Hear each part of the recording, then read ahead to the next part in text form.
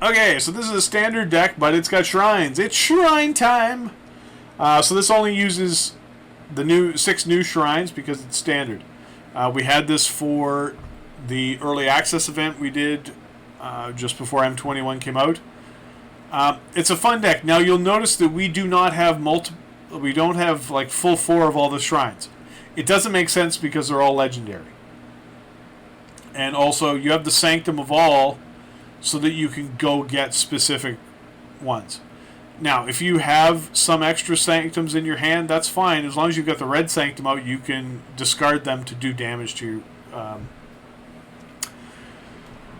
a creature or planeswalker your opponent controls. So let's take a look. Start with the Sanctum of Tranquil Light. Only one because it's okay. Its ability is so-so. And only really if you have a few Sanctums out or Shrines out does it work. So that's why I only have the one, because I do want the one. Because ultimately then if you can get all 6 Sanctums out, then everything's triggering twice and it's awesome. Gonna need a lot of removal. You're gonna try to win with the Sanctums, but you need the removal. Sanctum of Stonefangs. This is one of the better ones. That's why we have 3 of them.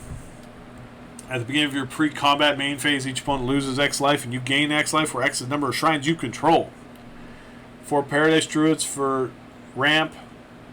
3 of the red ones, because they're also good. 1 of the green ones, it's okay. I mean, getting the extra mana is fine in your pre-combat main phase, but just need the 1. 3 Leyline Prowlers, again for mana ramp.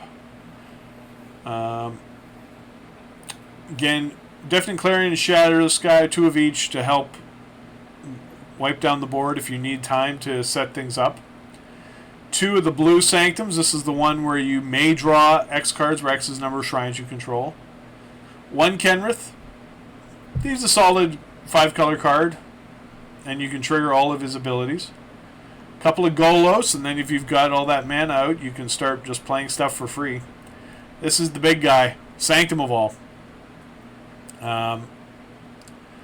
If an ability of another shrine you controls triggers while you control 6 or more shrines, that ability triggers an additional time.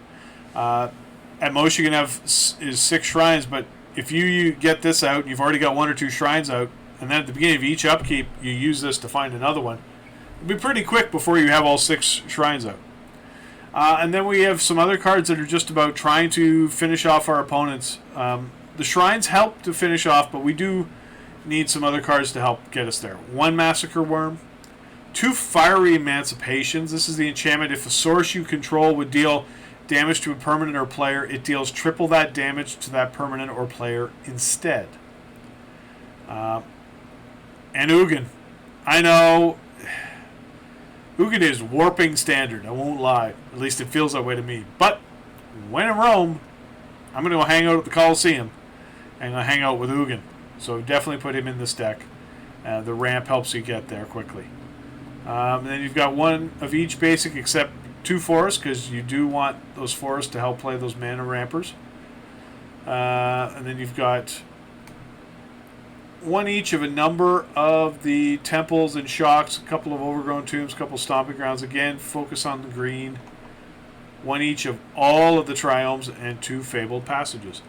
And that is no sideboard, it's just the best of 1 deck. That is Shrine time at the corner of 21st and Shrine.